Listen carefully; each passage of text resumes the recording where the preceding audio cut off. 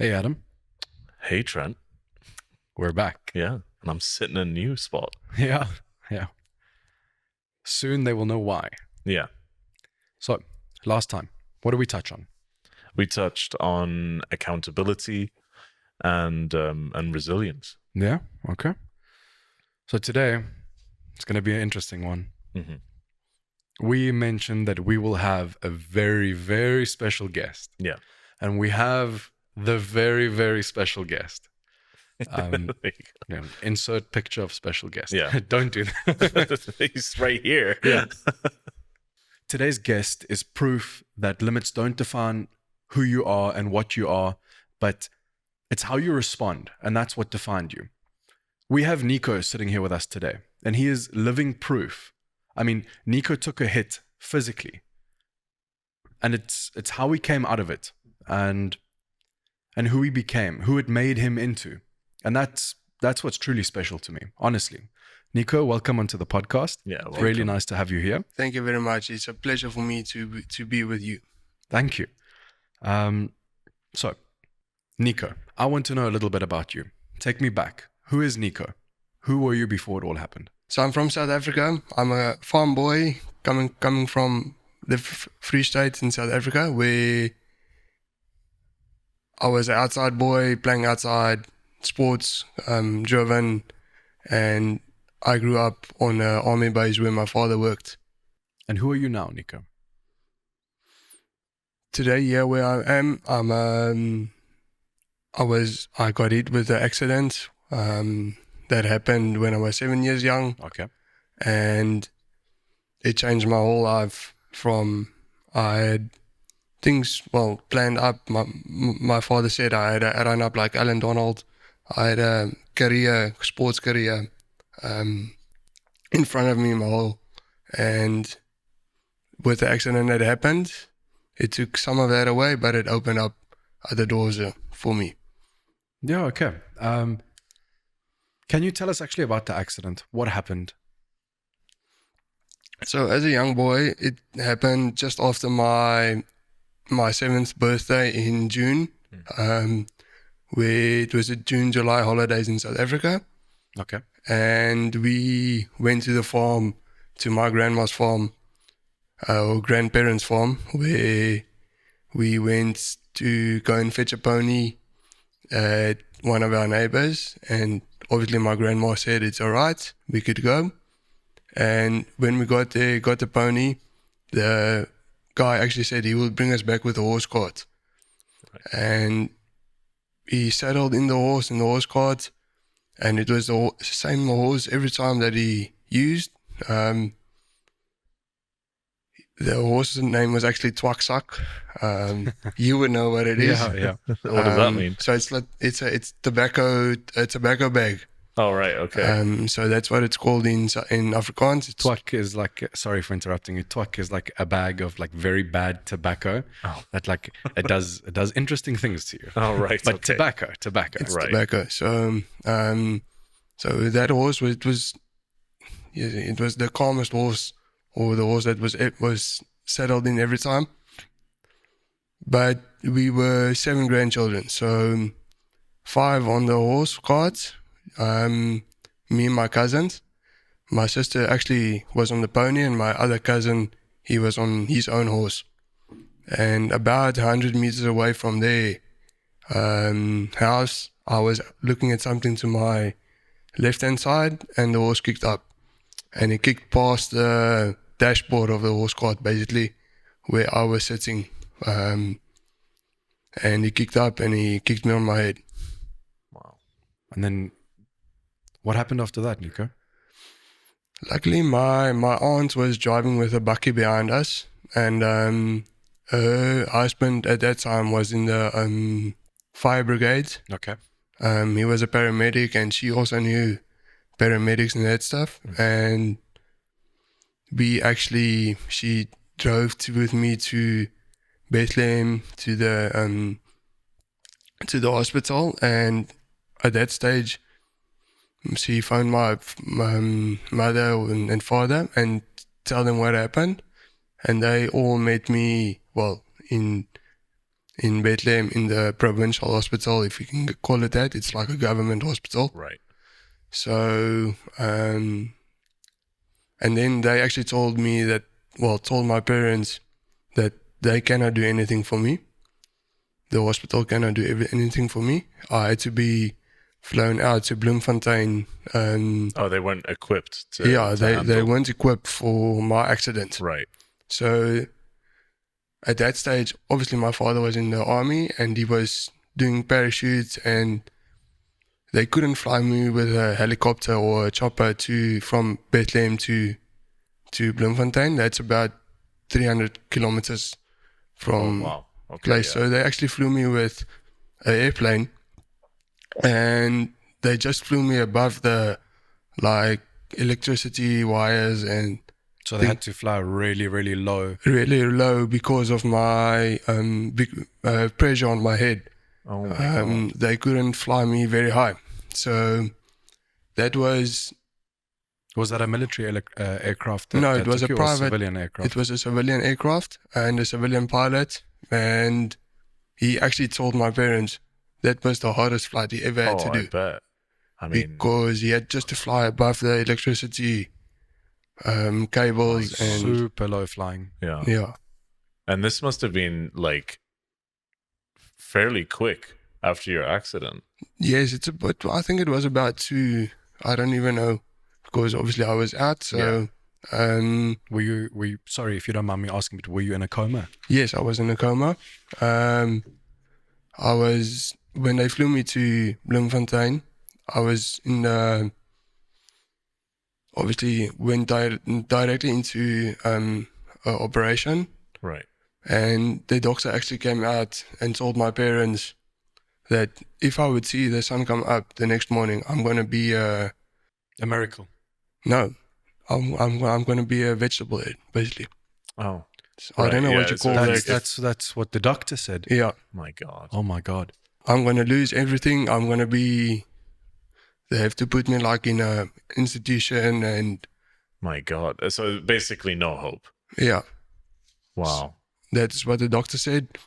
And they started praying, and put scriptures out for me. And I was a week in a coma in the ICU, and then I was moved to a ward, basically, ward, yeah. where I was 2 weeks in the ward. Right. And yeah, I got rehab in the ward as well. My aunt actually she was hooked up, and she got contacts. So I actually had one of the rugby teams, the provincial rugby team physio, actually came and do physio with me in the hospital. That's amazing that you had that That's that amazing, support. Yeah. That support. So yeah, that was, and then after that I went home, back to Bethlehem. We were staying in Bethlehem that time. And this is like 3 weeks after. Yeah, 3 weeks, 4 weeks after. Wow. Um, That's not a long time, by the way. No, not at all. I mean, for the magnitude of the situation that you have in front of you, I mean, 4 weeks. Yeah. No. It's a very quick turnaround. yeah, I you know it was a very quick turnaround, but it's all glory to God. It was. Yeah. We are a big religious family, so it was all glory to God, and all the prayers and Really came through. came through. And I was actually, when I was in hospital, they actually called me. I don't know if you knew Teletubbies. Oh, yeah. I was the yellow one because I had a tube coming out of my head, basically. Right. So I was they called me the yellow Teletubby, Right. actually. So that was fun, and so yeah, that went I on. mean, you're 7 years old at this I point. was 7 years old, and That's crazy. yeah, I had to learn to sit again and to walk again. Right. So So total rehab. total rehab, basically. Yeah, so my grandfather was very good with his hands. So he built me a walking ring, basically, Oh, wow.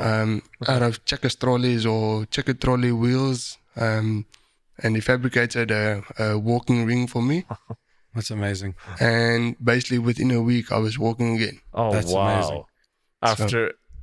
After the doctor saying if he wakes up, He will be in. you'd be in a vegetative state. Yeah. Have those That's- doctors heard of your turnaround story. I don't know. I think that will be a wonderful slap in the face. Like, I'm sorry, but I really think that'll be a wonderful slap in the face. Well, I don't think I don't think they were trying to be mean. No, not at all. But I mean, but at least put some hope. I think. Well, let me put it this way. I think the severity of your situation, the magnitude, the magnitude of your situation, even doctors were like, "There's nothing to be done here." Yeah, because Except, I actually lost some of my brain cells. I lost basically, yeah, and then a piece of my skull as well. right. So, I mean, the multitude, or the, how can I say, it was quite big. The accident was a big accident that happened. So, Yeah. yeah. I mean, it's a fairly big accident. I mean, wow, Yeah. Nico. Honestly, and it's a miracle you're here. you know? Yeah. So, yeah, and from there on, I think sports brought me through my life, I think. I mean, Adam and I have heard a little bit of who Nico is now, sports-wise. Like, we know that you have got your national colors for sport, and that you're just an absolute sportsman, and you shine on the field in whatever you're doing. And I think this is something amazing, because you went through what you went through, and you still came out on top. This is honestly something I'm inspired. Yeah, no, it's astounding, Nico. Thank you very much. Honestly. Yeah. So, yeah, I mean, cricket was my favorite, and Right. I played cricket. Like I said, my father said I had to run up like Alan Donald. So he was one quick bowler for South Africa. So, yeah, that was quite big. Even my rugby was, the little rugby career that I had was in grade 1. Right. I mean, I was good in that as well. So sports just sort of grounded you. Yeah, sports grounded me. I think that is what got me through my journey with my religion and God first. And Right. I mean, absolutely, truly inspiring, everything that you said to me now, Nico. I just had one question, because you said that you were in a coma. What went through your mind when you woke up and you realized the extent of your injuries? Because you mentioned to me that you were a very outdoorsy boy, and always doing sport and playing outside and having fun and doing what boys do at the end of the day. yes, So when you actually realized the extent of the injuries that now you're faced with, what went through your mind? actually, I mean, I was still young, so I didn't actually think of anything too much. In the beginning, it was hard for me because I couldn't do things like what my parents or my sisters could do. Well, at that stage, my sister, because my younger sister, she was very young. She was 1 year old, I think. So at that stage, it was difficult because I couldn't see what was, or do what other people do. My ability to ride a bike was gone. I couldn't ride a bike anymore, go where I want to. I had to rely on our nanny or our house worker to push me somewhere, to push me to school, take me where I wanted to be.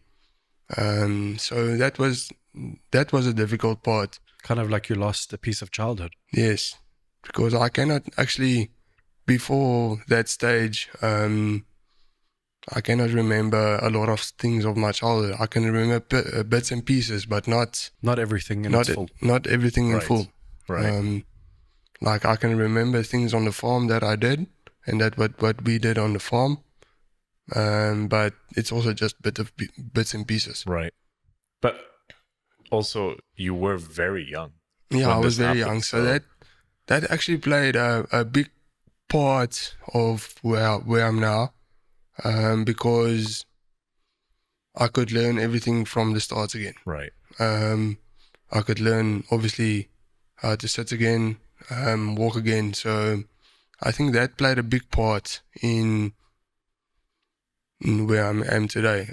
I think if it happened to me now, It would have been a complete different story, because you wouldn't have been, I mean, sorry, but I mean, kids are sponges, and you are able to learn and grow much faster as a child than you are as an adult. Yes. So in a sense, let's say regardless of when it would have happened, maybe that was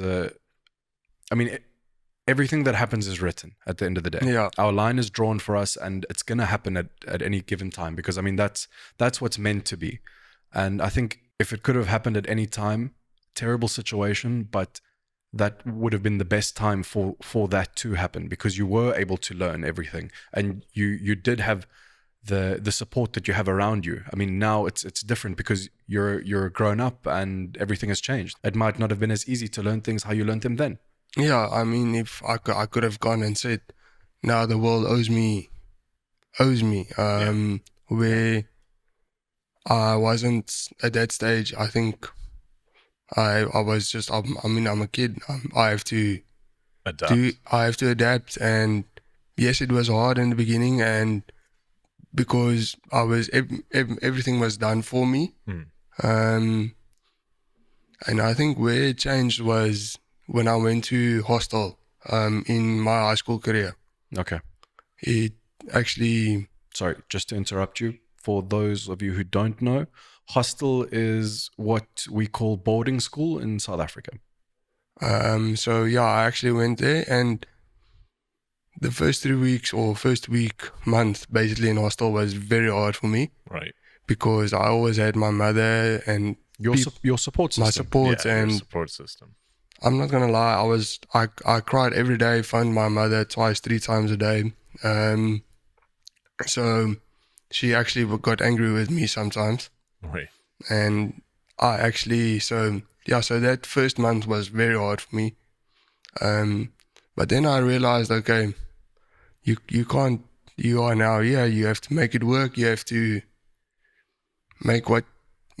do what you have to do. Yeah. And I actually started learning to use, I got a bit, how can I say it, independent. So I started doing independent stuff for me, like just for something simple, just buttering bread. They always did it for me. I learned how to do it on my own in boarding or in hostels, and cutting my meat for me. Yeah, because you don't have use of your other hand. Of my left hand, so... Yeah, it must have been like... Yeah. It's I like mean, what people take for granted. I almost interrupted you, and I was just about to say the amount of things we take for granted. Like Nico just said, buttering a piece of bread. Because if you think about it, one hand, if I'm going to try to butter a piece of bread, I'm going to get that wrong every single time. Yeah. And here's Nico, he just learned, like, it sounds like something not wow, but honestly... No, but this is... I'm pretty sure that was a mountain to climb. Yes. It was. Especially in that first week of being in a place without your support system. Yeah. And... It must have been really hard, actually. Yes, it was very hard because in the hostel or in the boarding community, I mean, you have your friends around you, but they don't help you. Yeah, everyone is on his own track doing his own thing. Exactly. You and the hostel parents or the boarding parents, they don't help you unless you ask them. Yeah. So I didn't ask a lot of questions. I'm not that guy. I tried to figure it out by myself and see if I can do it by myself. So this is actually very interesting because, I mean, Adam, you and I spoke about this last time. It's not easy for a man to ask for help, but it is okay. Yeah, it's and absolutely I think that's okay. something all men can learn, to ask for help. Yeah. I mean, it can be in any situation. Yeah. Just asking for help. I mean, it's not that difficult. You're more of a man if you ask for help than if you don't. Yeah. Honestly, yeah. No, I think, in that situation, I think for you, it was possibly something to prove to yourself that you could do it by yourself and that you didn't have to keep asking and asking. Yeah. And then obviously it got to that point where 2009, my parents actually moved back to Pretoria because when I was in hospital because they moved to the farm of my grandfather passing away. So my parents actually moved back to Pretoria and I had to go out of the hostel and I didn't want to. Oh, wow. I actually didn't want to go home for my matric year and my senior year in school. Yeah. Like that's the level of independence that you had built all by yourself. Now you don't want to let go of it and lose it again. Yeah. So, yeah, it was interesting. And then obviously from there, I went on to study sports. I actually didn't know what I was going to study after school. And I went and I studied sports at ETA College. So, yeah, and they also didn't help me. They wanted to, but I always told them, I got this. I would try to do it on my own. If I need help, I will ask. Yeah. So no, absolutely. That's wonderful. Yeah. It's honestly wonderful. No, but I sorry, I'm going to go back to when we weren't recording. I noticed you were struggling to put the headphones on. I wasn't going to, unless you asked me, because I got that vibe from you that you do things yourself. Yes. And I wasn't going to interrupt that or insult you by going, oh, hey, do you need help? If you were going to ask me, of course I'm going to help you. Yeah. You know?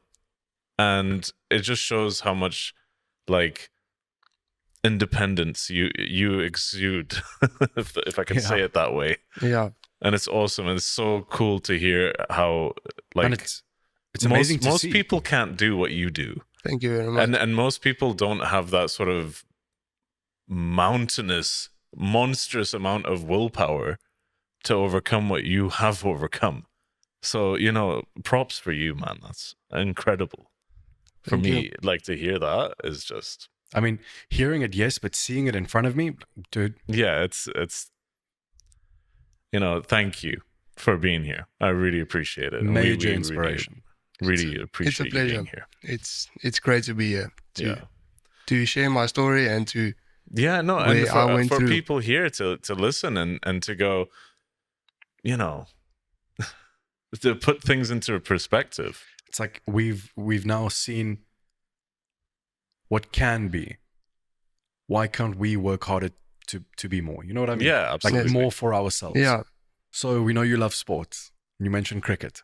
Is that the only sport that you're playing at the moment? Or what are you doing now? Like in your sports career at the moment, what is your next goals? What are you trying to push for to achieve? What sports are you currently playing? Let us know what's on the calendar for Nico.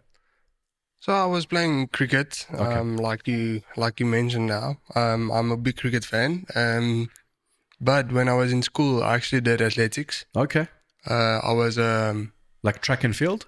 Field mainly. Okay. I tried out for track, but I just missed the qualifying time. Okay. On 100 meters. Ah, a sprinter. I was a sprinter. I am definitely not a sprinter. I actually tried out for our province, like in South Africa, we obviously have different provinces. So it's Gauteng North, Northwest, and I was doing Gauteng North. I did athletics for 5 years for them. Wow. And the 1 year I actually tried out sprinting, and the qualifying time was 12 something, and I just missed it with few milliseconds. Wow. Surely they can say, you know what, let's just give him the push. Yeah, but people are competitive. Yeah, they are competitive. So, but I was mainly field guy, as like so javelin, shot put, these kind of things. Yeah, javelin, shot put, discus. That was my 3 items, if you can call it that, events that I did. Right. Okay. And I actually have, out of the 5 years, I have 4 medals. Wow. So, that's impressive. So you're at a national competitive level for every sport that you've gotten into. Basically, yeah. It's impressive. So, and would kick your ass, Trent. I'm gonna kick your ass pretty soon, Adam. I mean, you're sitting a whole lot closer to me than what you usually are. So obviously, we're the Steel Mind series, but I wanted to ask you on a personal level, what does being steel-minded mean to you? I think steel-minded for me personally means you need to be solid in who you are. It's who you are, and as a person, what happened to you happened. I mean, I got with my accident, I had to go through stuff, and that made me a better person on where I am today. I have my certain routines that I follow. I don't like to color outside the lines. So love that analogy, by the way. So steel minds for me being you have to be strong in who you are and believe in yourself going forward. Take it every day by its time. Don't fall back onto what happened. And how can I say it? It's if you go dealt a really bad hand, you have to make the most of it. Where you're gonna come out from, and just take it day by day. You have to have your own mindset. Don't think of what others are thinking of you, because then you're not going to be yourself. I love that. That was awesome. I love that. Thank you so much, Nico. That really, really hit. You know what? Everyone will have their own unique idea of what steel minds means to them on a personal level. And man, that's awesome, Adam. Yeah. No, absolutely. So, Nico, Adam and I have now heard your story. We now know who is Nico and what Nico has achieved. But what I want to know is what drives you. What is your driving force that makes you push further every day, that makes you just push past the boundaries and push past the limits and push past the thoughts of what everyone is thinking? That really must be something. I want to know what drives you. So what drives me is I want to be a better person than I was yesterday. Obviously, first of all, I want to give thanks to the Lord. He wakes me up every time, every morning he wakes me up. And I want to be a better person than I was yesterday. Working with children, that was my passion, or that's my passion that I work with. Being a role model to people out there, so telling them or showing them that I can do things that you can do with two hands, so that is what drives me. Being a model to people out there, if I can say it like that, if my light shines basically to other people. No, but I mean, it does. You inspire. Yeah. Like, this is actually not something I wanted to say, but I've known you for a very short period of time. And in that short period of time, I've seen you do more things as a disabled person than the majority of abled people don't do. And that is honestly so inspiring to me. And honestly, it's been such a short time that I've known you. And in that short time, I have been looking up to you. And I have been saying to myself, I can do more, and I have to do more. If not for, for myself. Because I mean, you've really touched, I think every person that you've come across, you've really touched them in a way that it shows them that you can do better, and you can achieve whatever you want to achieve if you're going to put your mind to it. And that's kind of what I've taken away from the encounters that I've had with you. That, man, I'm a little bit I'm actually a little bit speechless, to be honest. It's inspiring, really. It's inspiring. Yeah, and you saying, you hope you can shine your light a little bit. Well, you're shining really bright, Nico. Thank you very much. Yeah, I really appreciate it. It means a lot to me. How do you think people see you, and how does that make you feel? I think people sees me as a normal person. I don't see myself as a disabled person. Just for if I coach and I work with kids, they would ask me a simple thing like tying their shoe, and then I would tell them I can't do it. Please go to the next coach or just do someone else. But they don't see me as a disabled person, and I don't also people don't see me as disabled. They, for instance, my family takes me, and my sisters especially, they have special needs for me and things like that. They would leave me going, and if I don't ask for help, they don't help me. So right. That is how it is. If I'm not asking, then I won't get it. Yeah, and I think also a lot of adults are, I guess very sensitive to possibly, okay, they can see that you have a disability and maybe they might be a bit more sensitive towards you. But from what you said, I just love that because you work for kids, because you work with kids, and kids are just brutally honest and saying that they come up to you and literally going, okay, tie my shoes. Yeah, they don't go, oh, Mr. Nico's disabled, he can't. They just expect you to. They expect stuff that I need to do for them. Yeah. And then sometimes they wouldn't understand why I couldn't do it. Then I would just say that unfortunately I can't use my other hand. And then they would ask why, and then I said I'm disabled. So, and then we just go on. Yeah. We go on, carry on with the lesson. But I think it's just it's such a beautiful thing coming from a child. Yeah, because a child has no filter. Yeah, and if a child no sees filter, anything, totally innocent, and they see nothing that you're basically the same as they are. Yeah, they're like, okay, why can't you tie my shoes? Exactly. And I love that. So, that's such a really cute, beautiful thing, actually. Yeah. So obviously, when my sisters and I don't want to do so, sometimes if they ask me something to do and I don't want to do it, I would just tell them I can't. Look, my hands are around. It's kind of like you have a card that you can pull. Yeah. So I can laugh about my disability. No, but I love that you can be very lighthearted with Thank you. with the whole thing. And I know a lot of people can have a chip on their shoulder and think that the world owes them something. And at least from this is my first time meeting you. At least from that, I don't feel that from you at all. I feel like the world doesn't owe you anything. You're here to show the world what you can do, and it's so inspiring. Thank you very much. Yeah, look, there's days where you go where I still find myself not going into a dark place, but you feel down.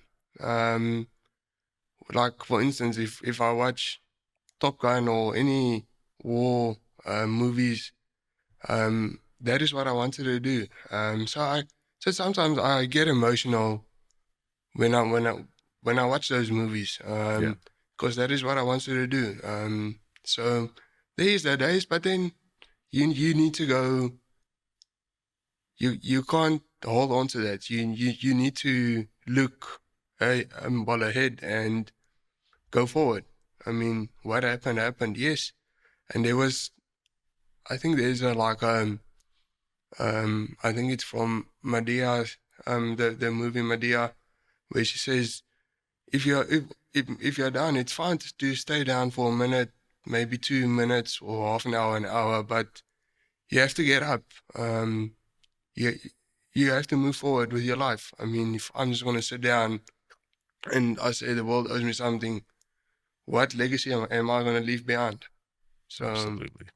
No, that's really powerful. Sorry, but I don't know if the camera can see this, but I have actual goosebumps from what I just heard. No, this is amazing stuff. That hit. So yeah, and then when I'm a better person now of what happened, and I think it's my accident made me a better person. I think doors closed when I had my accident, but other doors opened again for me. And that is where God actually, I'm a light for Him. I'm actually going. I have to shine for Him and be the person I can be for Him. So, like I said, doors closed for me, but at the same time, doors opened for you as well. For me as well. So I think that's beautiful. And honestly, Nico, your story touched both myself and Adam. Absolutely, it did. But also, I want to move away a little bit from the deep side of things. And look, I'm interested. I want to know, what is your EDC? What do you carry on a daily basis? And also everything that's in your pockets, pull it out. Let's see. Obviously, I know it's gross, but I have a toothpick, Okay. my phone, and my wallet is what I normally carry on me on a daily basis. Okay. With my pen, I would normally have my pen on my shirt. Okay. So that is what I would carry with me on a daily basis. Okay. And then I'm noticing as well on your arm, looks like something that could be a Garmin. Now, Adam and I absolutely love Garmins. Garmin sponsor us, please. Please, Garmin. Yeah. Just give us everything that you have. You know, the navigation systems, the watches. Just don't be shy. We are not shy.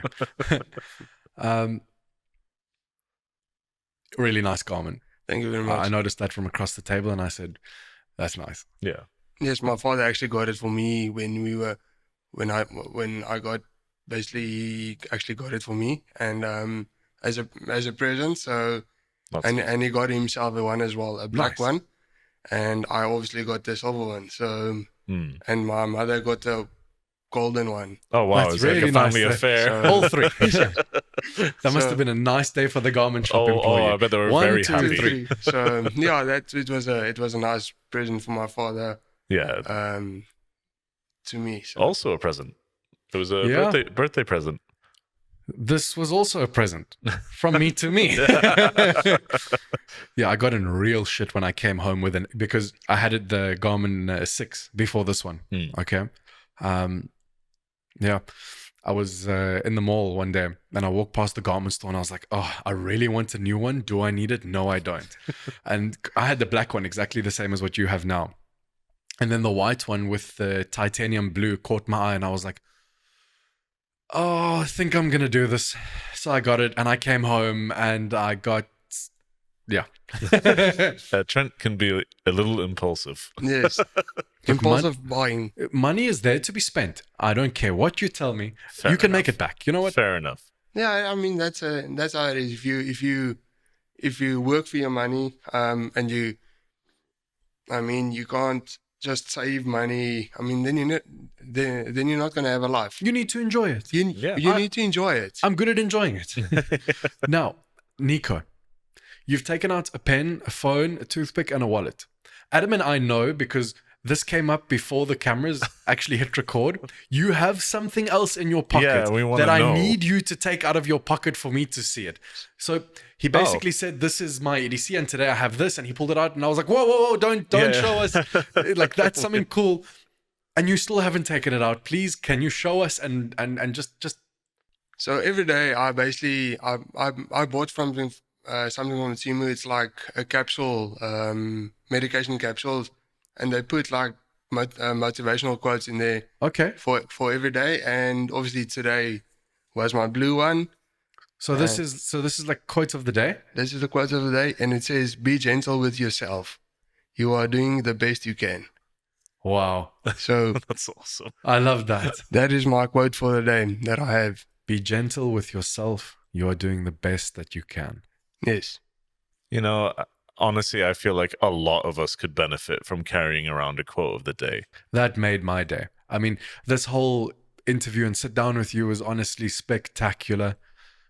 That quote of the day, I mean, the fact that you have that in your pocket, I want to start doing that. I think Adam does as well. Yeah, honestly, that's.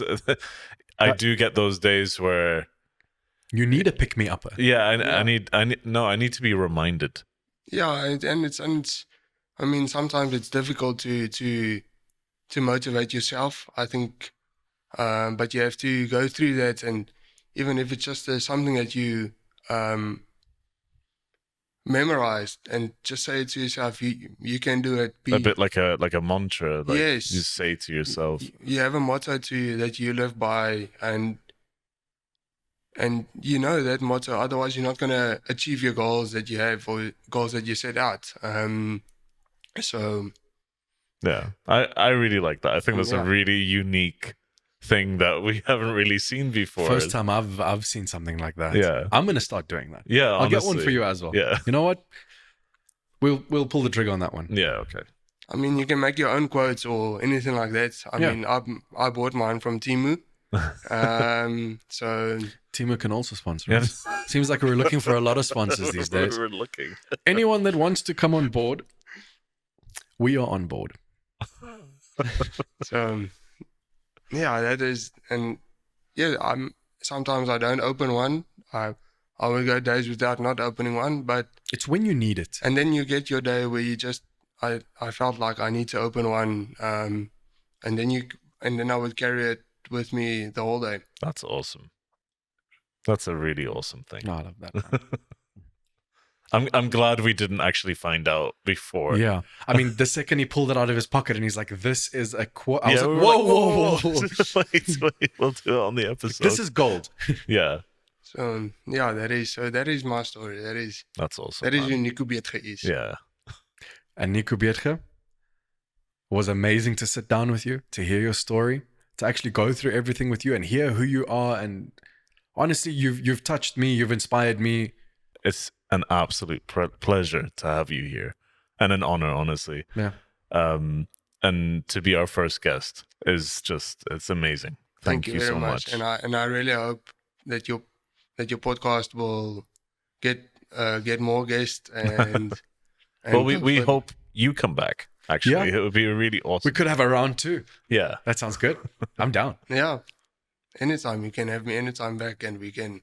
I mean, if we just speak about anything, it would make me happy. So, awesome. This is what I love about this. It's just we're sitting down, we're having a conversation. It doesn't need to be about anything in specific.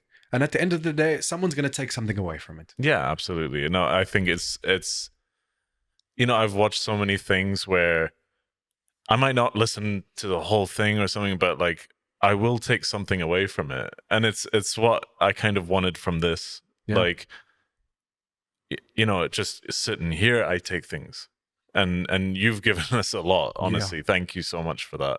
But I hope that like out there, someone can watch this and also be inspired by it. That is who I am. I want to make a difference in other people's lives. I want to inspire people. To make an impact. Yes. Well, guys, I think we'll leave it there. Nico, I just wanted to say thank you so much again for coming to sit with us. It's an honor and it's a pleasure. And we hope we can do it again with you. Thank you very much. I really enjoyed it. Thank you. And thank you, Trent. Thank you, Nico. Thank you, Nico. It was a wonderful episode. Thank you, Trent. And we'll see you guys next time.